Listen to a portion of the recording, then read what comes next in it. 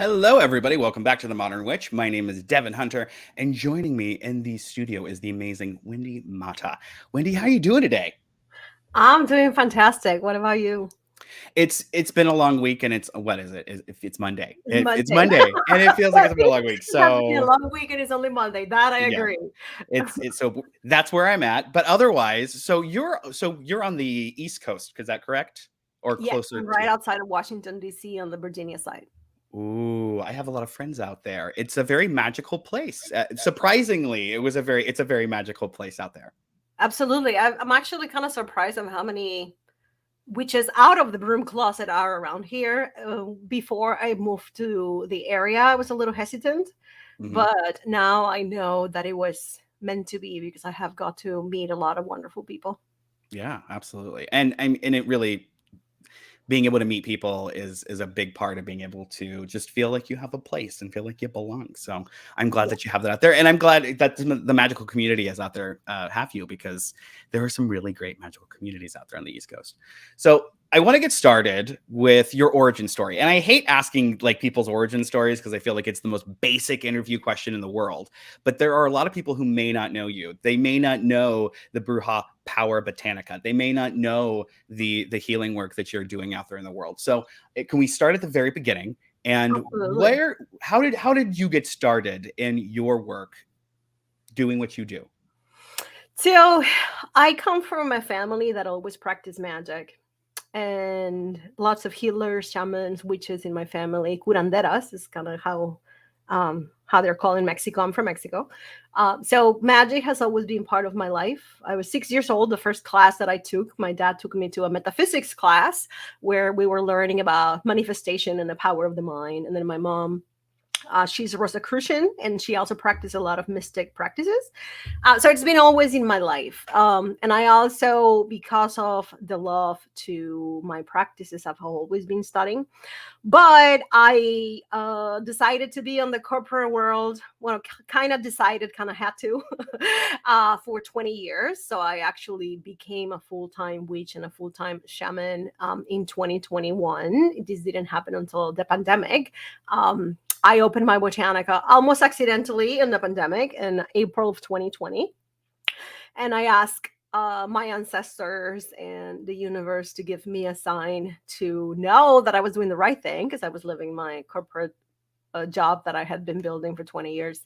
And one of our TikTok videos went viral to 2.5 million viewers. And that was kind of like the answer. So it just started getting really big really quickly from there. And that's where I am now. I've had my shop in school because we also do a lot of training since April of 2020. I was teaching on and off before that just because I love what I do and I love supporting people with their magic. But it wasn't until 2020 that it started becoming full time.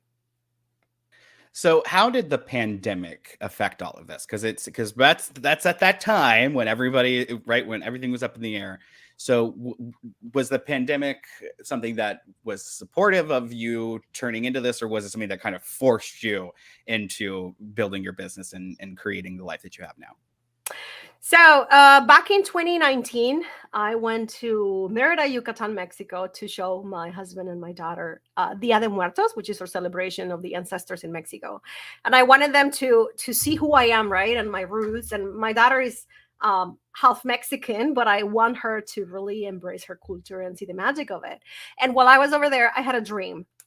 My grandmother came in the dream with some of my ancestors, and they asked me to do this. They told me that it was time for me to leave what I was doing and to be the one that was sharing our practices with the world. But I was really hesitant to do it, so I kind of tried to negotiate with my ancestors, and I said I am going to do a retreat, and every year I'm going to do a retreat, and that's like my practice. That's all you're going to get from me. There's going to be a retreat, and that's it. So I scheduled a retreat for March 2020, and the retreat got sold out right away. Then I scheduled a second space. I had rented this beautiful farm with several houses. So first I had one, and then I rented a second one, and it sold out too. But then the pandemic happened, and I ended with all these items that I was going to be using in this retreat. I was going to be teaching candle magic and bats and oils and things like that. And I ended with everything in my kitchen. So during the pandemic, trying to find something to do, I still had my job full time, but I was also at home parenting because the daycare of my daughter was closed.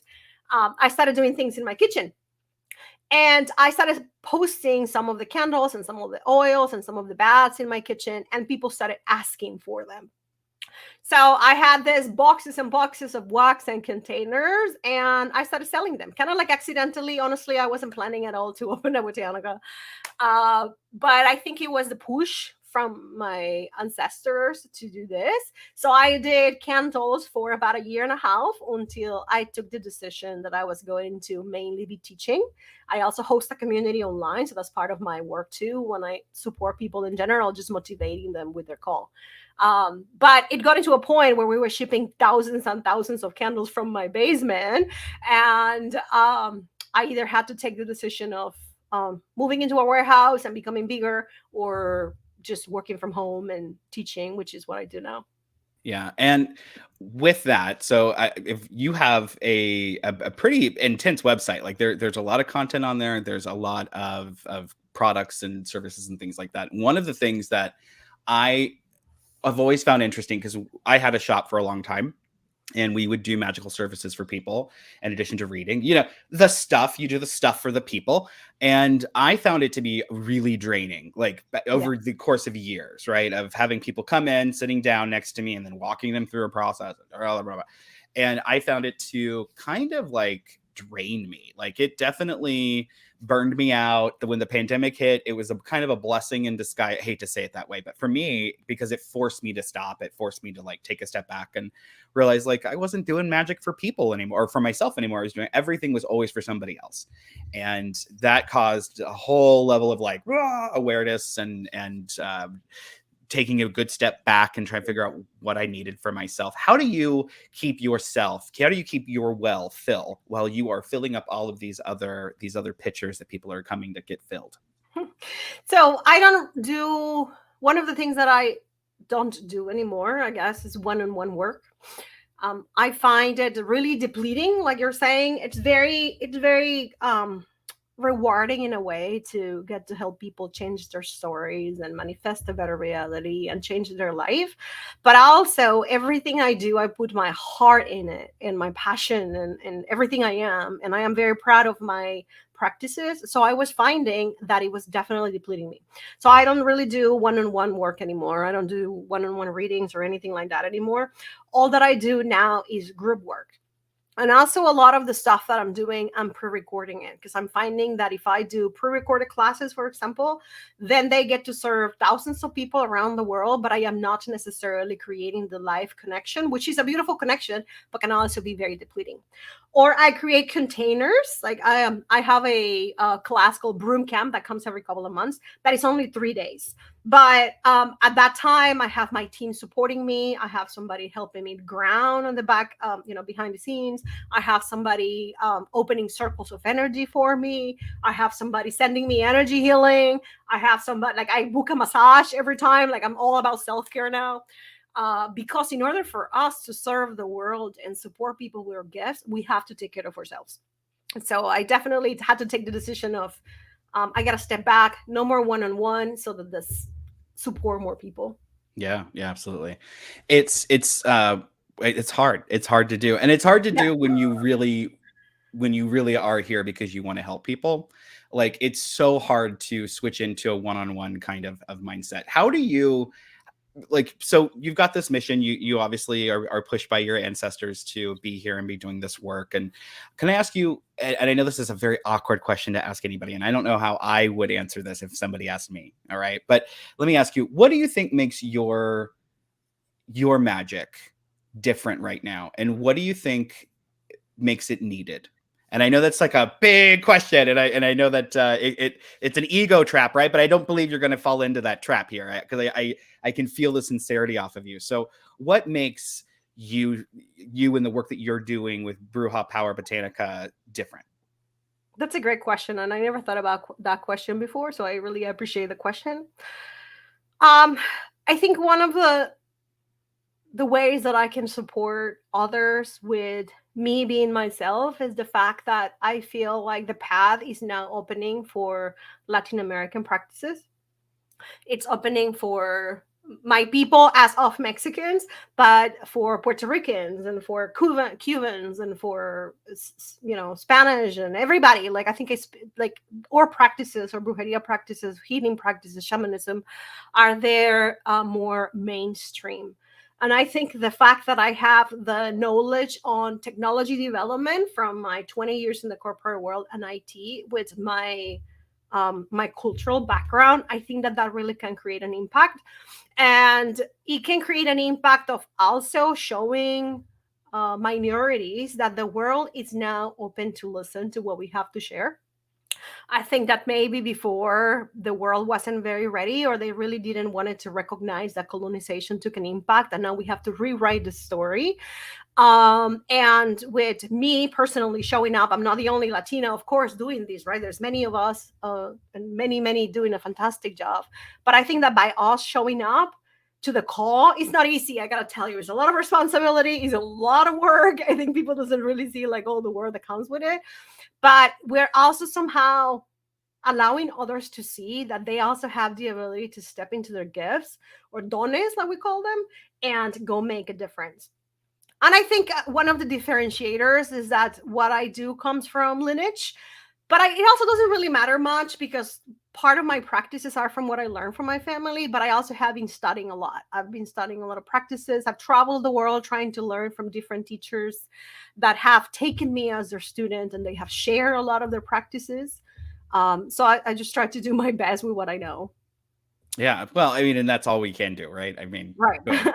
I said I love it because you're speaking from the heart here. So one of the things that it's a tricky topic to talk about with everybody because for so long, it was one of those very common things to hear in the we'll say in the Wicca contemporary witchcraft white magic world.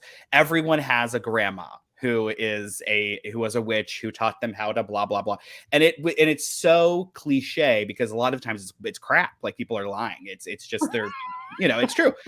So and we all are where we all are who we are for whatever reason, and there's no judgment there. But it's rare when you actually, as a magical person, stumble upon somebody who does have an authentic history there with their family being magical people. And I always want to talk about that because I always think that's a very interesting thing, because it's not what people assume it is. Like, people assume it's this like really intense, dark, secret thing that's shared from daughter to daughter, and it's so not that. It's so much more of a heart thing and a love thing and a sharing who you are with your family. Can we talk about that? Can we talk a little bit about when you talk about 5 generations, you being the 5th generation here? What was that like growing up, having these magical people around you? And did you end up developing a sense of purpose around magic as a result of that? Well, I think it was a struggle because you are very different than everybody else. And where I grew up in Mexico is a very Catholic portion of Mexico. And I don't know how it is now. I left many years ago, but I'm assuming it still is. And being different has a toll. It takes a toll. It's the part of acceptance. Like, you are extra weird than just the normal weird that somebody can be. So it's kind of like a challenge. I feel like it has this portion of your difference, and how do you deal with that difference. The other thing too is it comes with the defragmenting of our practices, because a lot of our practices are colonized. And I had to go through this work of really finding which ones were our native practices, and also had to go through this work of accepting the Spanish part of me, because I'm mestiza, just like all Latinos, really. I had to also accept the British portion of the family. I had to like go through this process of really loving all the portions of the self, while the native part of me didn't like the Spanish part of me. And I was having like these internal conflicts. So it's been a lot of healing work. It's been a lot of reframing the story. It's been a lot of understanding that we are who we are for a reason, and that it is a gift, regardless of. I'm not saying colonization was a gift, because obviously did terrible things to our people, but also at the same time I am unable to completely separate from the non-native part of me, because that's also in my genetics. Yeah. On the other part, I think that I was taught since very young that I am responsible for my words. I'm responsible for my actions. And I couldn't necessarily go wild and crazy at all given times, because I knew that anything that I did had a consequence. Mm-hmm. I like that. I like that. I like that a lot. That's something that I hear a lot of people who have a generational heritage there. There is this idea that like, oh no, I'm being watched at all times. Like my ancestors are keeping an eye on me. They know what's up. So There's no we are privacy. right. There's no privacy. So Yeah. we're in September now. September 2023. And so we're about to hit October. We're about to hit what we lovingly refer to here as spooky season. Actually, I think we're knee deep in it now, technically. Yes, we are. And yay, all the pumpkin things. But we're now at a time where a lot of people are starting to kind of turn their view inward, and they're starting to take a look at this idea of, hey, ancestors, and I do have them, and I would like to connect with them. And there's a lot of talk, of course, sometimes we have ancestors that we don't get along with. Sometimes we have ancestors that maybe don't belong necessarily sitting next to us and when we're in our sacred space. However, there's a lot of good things that come from having a relationship with our ancestors, right? We can move around the bits that maybe don't fit into our current lifetime. How do I word this? What is the work? What's the point of the work of doing the ancestor work in your practice? Obviously, it's an important part, but why? Why is it so important? And as people are starting to look inward and they're starting to look at their own ancestors, what are things that we can be doing to really help make sure that we're contemplating this time of year appropriately? Thank you. That's also a great question. So I think one of the things that we can do, it's to really take a deep look into who we are and recognize what parts of ourselves are coming from ourselves and what parts of ourselves are coming from our family or from our culture or from our religion, if you practice any, so that we can start recognizing what is our truth and the truth of the people that came before us. There are a lot of wonderful ancestors out there that are there to support us, but also our relationship with our ancestors carries their trauma, carries their pain. It also carries their gifts. It's not just the bad and the ugly, it's also the beautiful. But when we start really digging deep into recognizing who we are as humans living, our souls living a human experience, and us also connected into our ancestors, we start seeing that we are not alone because we are connected to our ancestors, but we're also having this process of separation. We have to reclaim who we are individually. So if someone is just starting the relationship with ancestors, I will say the first thing that I will recommend, of course, there's many ways of approaching this, but the first thing that I will recommend is to recognize who you are as an individual and then list all the things that are patterns from your family. We carry the emotional code to up to 7 generations. So you want to see what are the patterns that are repeating in your family. Maybe the pattern of lack, maybe the pattern of abuse, maybe the pattern of betrayal. And you want to start recognizing these patterns that are showing up in your life so that you can change them.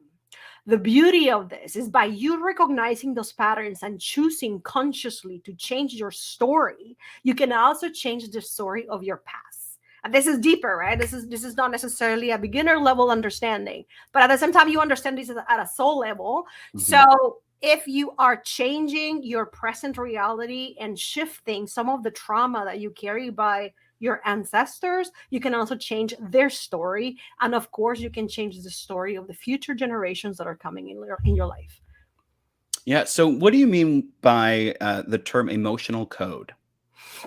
So that's how I call it. I don't know how other people call it, but it's basically just like all the energies, all the ideas, all the ways of seeing the world, feeling the world, sensing the world that we carry from our ancestors. For example, I can see it now with my daughter. I have a 6-year-old. Her name is Luna. I can see how she repeats a lot of the behaviors that I had when I was a kid.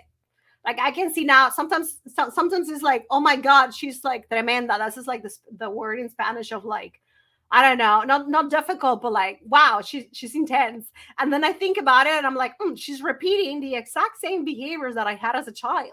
And probably these same behaviors are the behaviors that my mom had, and maybe my dad, and maybe my grandmother. So there's all these patterns that we repeat over and over until we're conscious of them so that we can change them. And it is the same with the emotions, right? We carry the emotional system not just of ourselves, but we also carry the emotional system of our ancestors. Mm-hmm. Yeah, absolutely. So people are, again, we're at that time of year, and people are setting up their ancestor altars, and they're preparing to do that work. They're interested in that work, but surprisingly enough to me, there are a lot of people who don't know what to do. They don't know what to do when they set up that altar. They don't know how to approach the whole situation of working with the ancestors. And, this is one of those things that I've realized I was taking for granted, because I just sit at my altar and start talking to dead people. Like, it's not, I It's like we're don't think of normal. it. Yeah. Like, I don't think of it as a very complicated thing, but I realize that it's also because I come from the mindset the world is full of spirits, and and I'm just floating among them, basically.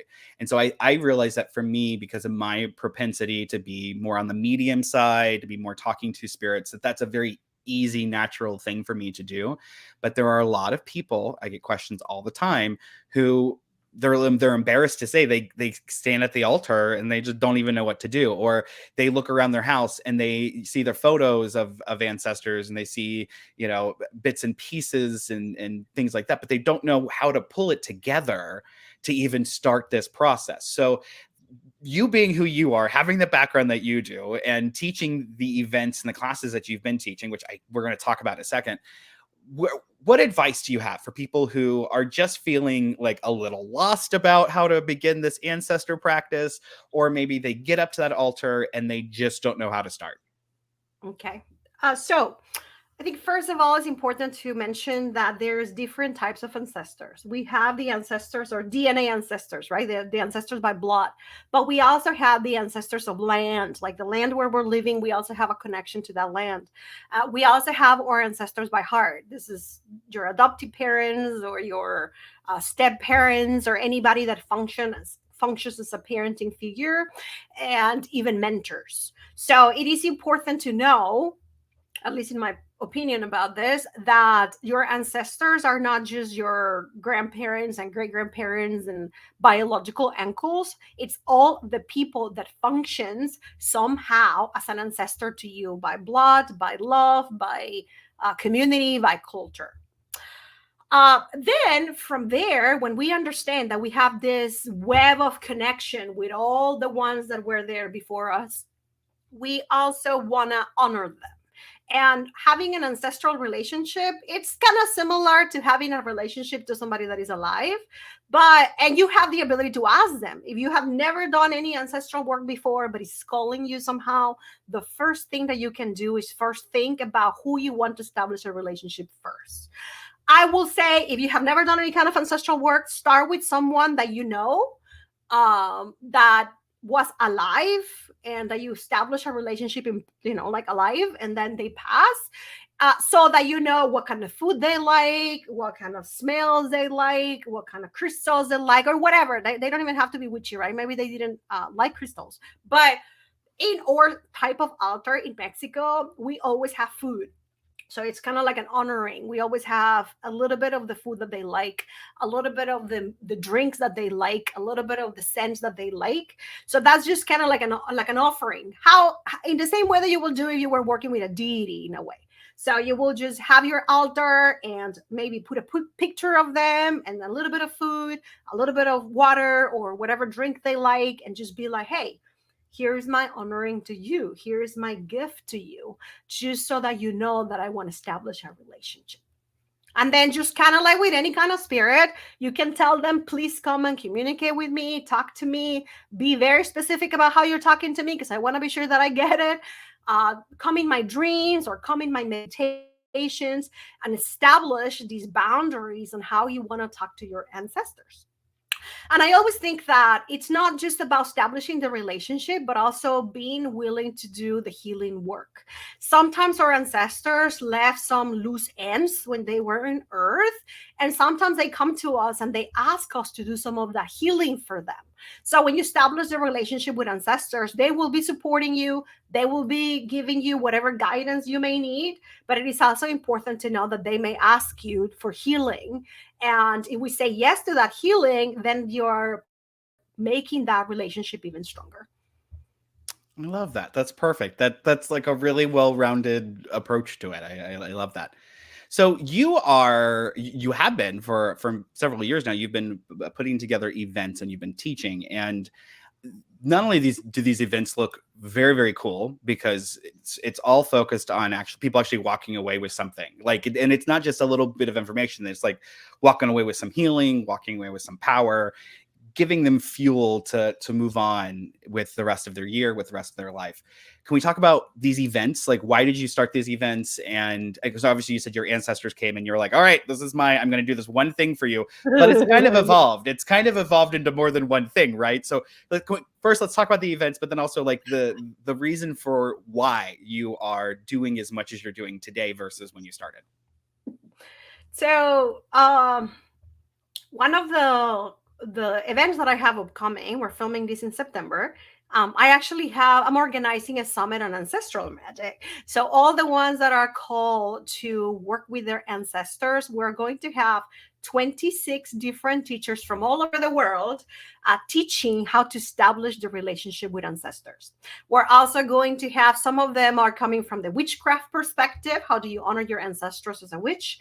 We also have a few shamans that are going to be facilitating healing sessions. Some of them are live, some of them are recorded, where we're going to be doing ancestral healing. We're going to be doing a little bit of timeline healing, which is kind of like going to the past, being on the present, being on the future, healing your whole line. We also have curanderos and curanderas. We also have Reiki masters. We have a variety of different teachers that are going to be talking on topics on ancestry. We also have this amazing teacher from Greece. She's going to be talking about Greek ancestry. We have somebody that is living in UK right now. She's one of the caretakers of the waters in Avalon. She's going to be teaching a class on honoring ancestors and altars. So that's one of the upcoming ones that I think is going to really benefit the people that are looking to establish a relationship with the ancestors. So 26 different classes. I think that's one of them that is going to definitely help people. Then I have retreats. So every year I bring people to Mexico to do a celebration of the ancestors. We're going to have that coming up in October. We're full for this year, but there's going to be more in the future. We also have a broom camp, which is what I was mentioning. I do this event every couple of months where I teach people 3 different things. One of them is spiritual protection, because I think it's very important to have that. Then I teach self-care, but this is a self-care practice based on Mayan astrology. So I teach people how to determine their elemental force, like the ally elemental, based on Mayan cosmology, Mayan astrology. And then the third is that we have a class about mindsets. I believe that mindset is everything. If you accomplish something in your head already, if you ambition something, if you really work on all the senses of feeling it, tasting it, sensing it, and so on, you can accomplish a lot and you can change your life. So in this class, we go through the process of mindsets, and we also do a little bit of deprogramming. We recognize what are some of the lies that we have believed as witches, healers, shamans, and that we have to shift. Kind of like witches, how everybody thinks in September, October, and November, everybody wants to be a witch, but then all the rest of the year, usually people doesn't want to be a witch. So I teach a lot about mindsets, about deprogramming that denial of our own power, and about accepting and recognizing that we are one with the universe, that we are one with humanity, that we are one with the multidimensional, right? Not just here in earth, but who we are in multiple dimensions, the different versions of the self, and so on. So it's a pretty cool class. It comes every couple of months. What else? I think that's all for the rest of the year. It's actually a very busy year. Yeah, I was going to say, it sounds like a very, very busy year. Wow. Yes, it is. You are keeping yourself on your toes, that's for sure. Wendy, thank you so much for coming on to talk about your magic with everybody here at Modern Witch. You are all over the internet, and I mean all over the internet. It's hard to go on social media and not run into one of your posts. Where would you send people if they want to find out more about you, if they want to follow you online? Where are you directing people these days? Uh, you can go to bruja.us. It's currently being updated, but our newest version is going to come in November. So some of you may listen to this later, and you are going to see that version of the site. That will be bruja.us. You can also just find me on Instagram, Bruja Power, or TikTok, also Bruja Power, and we post a lot of the information there for our events. And going back into the previous question, sorry, Yeah. there's a part that No. I missed. Why do I do this now? Yeah. Because I realize that part of my mission is to offer a platform for other teachers to also share their message. And I have the skills because I come from a background in technology. So tech is kind of like my alternative world. I work with the elements and I work with the interwebs, right? Yeah. Yeah. So I feel like part of my mission is to help other spiritual teachers out there to also share their message. So one of the best ways of doing it is with summits and events that can have a platform for them to also help others heal. I know exactly how you feel when it comes to that. Wendy, thank you so much for taking the time to come on the show and for, again, sharing your magic with us. Everyone, do go check out bruja.us. I've been on the website all morning. There's some really cool stuff on there. So definitely go check it out. In the meantime, stay tuned. We'll be back next week with another interview. And go to modernwitch.com for more Modern Witch goodness. We'll talk to you guys later. Thank you. Bye.